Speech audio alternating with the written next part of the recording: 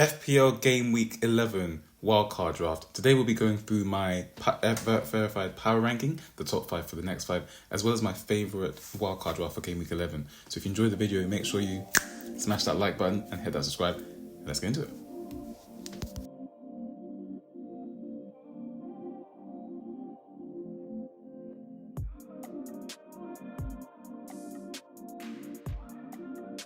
What's up? It's FPL Vert, where arrows go green. Well, they haven't been green for 4 weeks in a row now, but we're on our way to making them green because today we've got the Vert verified power ranking, so the top 5 for the next 5 across all the positions. And this is going to be a really quick one because it's just before the international break, and you probably shouldn't, and yeah, I wouldn't activate the wildcard just before an international break, but just in case you are, here's my top 5 for the next 5, and we've got Sales at number 1 just because Nottingham Forest are now a top 3 defence by the number of goals that they're conceding per 90 in terms of the entire league.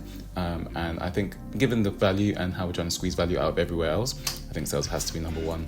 Anana comes in at number 2 just because of the fixtures coming up, but he's a little bit more expensive, as is Pope. He kept a clean sheet but a yellow card. Fabianski's here as well because he's just 4 million, and yeah, he has to be in your team if you're wildcarding, in my opinion. And Verbruggen is also someone I am looking at, but I do think, in terms of the number of chances that they concede compared to Nottingham Forest, I think Sales are just going to be the long-term hold.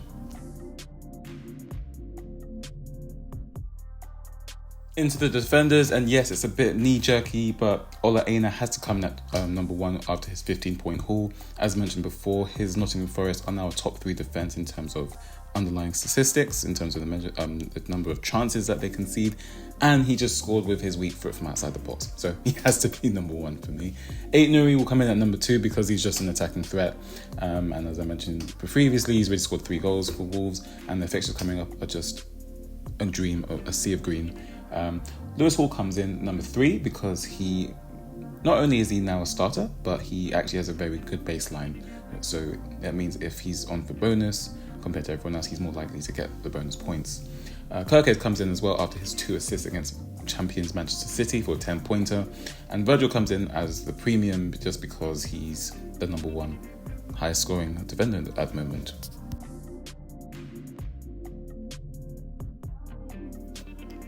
Into the midfielders, it's just going to be the big 4 most weeks. Saka's dropped out because, Arsenal aren't attacking very well at the moment. But we've got the big 3, which is obviously Salah, Palmer, and Mbeumo. Salah stays at number 1 because he just keeps putting up the numbers. He keeps putting up the returns. He's got 6 double-digit returns, which is just outrageous for the first 10.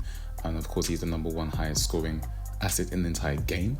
And Mbeumo comes in at number 2 just because he's great value, and he's host home to Bournemouth. Semenyo comes in as well, who provides even better value at 5.6 million. And Palmer comes in at number 4 because he's just going to be a long-term hold you're going to want to have. Currently yellow flag, should be okay, but let's see. And Rodgers is just the best budget enabler you can ask for. He scored at Tottenham, which was obviously a red fixture on the FDR. Liverpool wouldn't be the best entry point, obviously, if you don't already own him, but you probably already do anyway. And Villa have great fixtures that you can target with home fixtures against Palace, Brentford, and Southampton all in the next 5.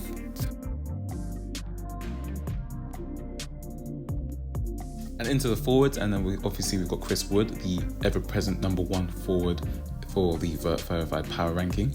He scored yet again. Newcastle obviously is not the best fixture, but you back them to concede away to Nottingham Forest in this current moment. Then of course Ipswich in game week 13 as well. So maybe if you can bench him for game week 12, that's fine. But I think if I was buying new, I would probably go for one of the Wolves boys, actually, if you're looking at the fixtures. Welbeck, obviously, he's got Manchester City, which is a tough picture on paper, but maybe in real life, they're conceding various goals.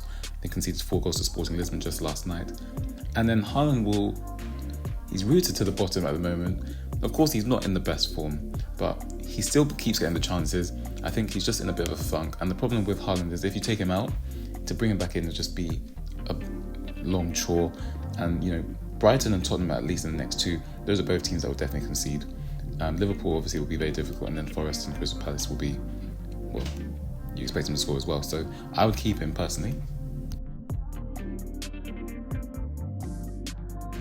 And so this is how my wildcard game week 11 draft would look. We have Sales, of course.